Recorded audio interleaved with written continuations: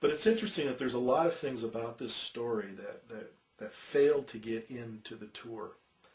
And I think one of the reasons is because it would show Joseph Smith as being a man just like the rest of us, reacting in a very normal way, a defensive way, hardly acting in the way that we would probably think of first century martyrs who willingly went to their deaths, not volunteering. You didn't volunteer to be a martyr in the early church.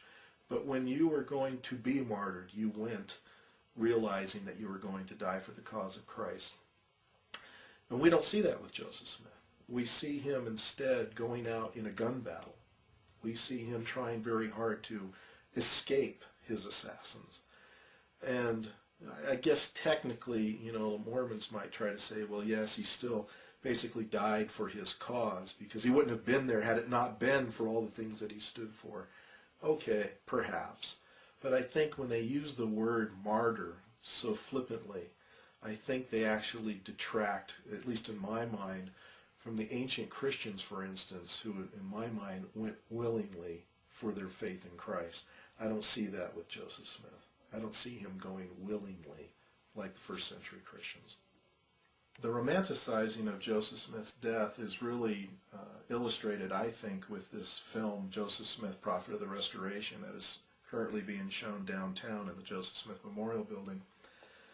It's supposed to be an accurate account of Joseph Smith's life during the Nauvoo period, and it also shows his death at Carthage. But what's interesting is after Hiram is shot, and he's laying there in Joseph Smith's arm in this very dramatic scene, instead of Joseph Smith grabbing the smuggled pistol that he had in his pocket, which is what history tells us he did, Joseph Smith turns towards the window. And as you see bullets flying through the glass of this window, you see the camera angle going towards the window, and it's supposed to be through the eyes of Joseph Smith, goes up towards the window, and as it crashes through the window, instead of falling to the ground, the camera angle goes up in the air as if in an ascension.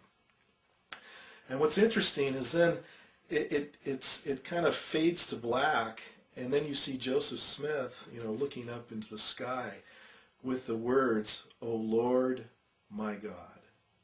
Now this is misleading.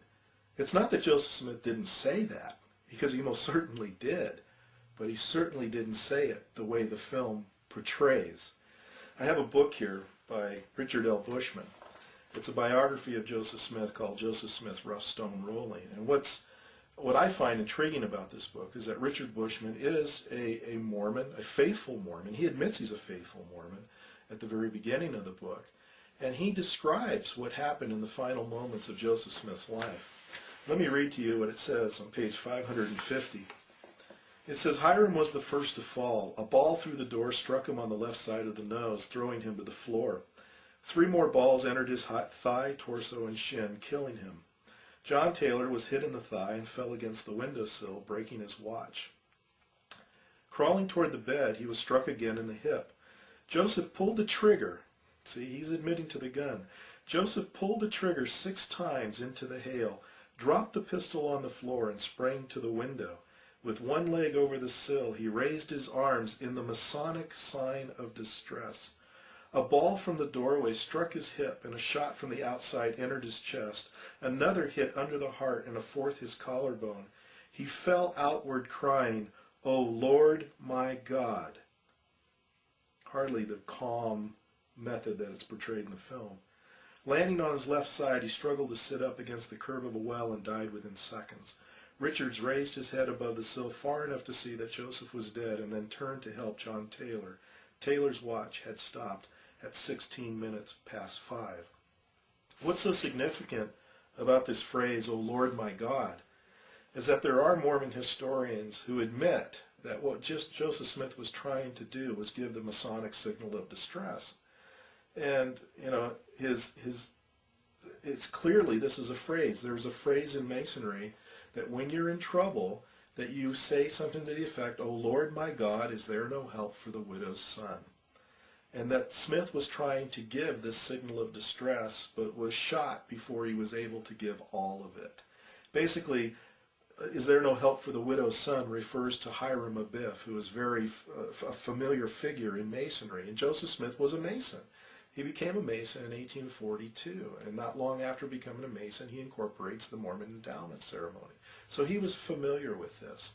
But what's interesting is voice inflection is very important. Context is very important. I have a real hard time believing that Joseph Smith just calmly said, "Oh Lord, my God." I don't think the situation called for such a calm response.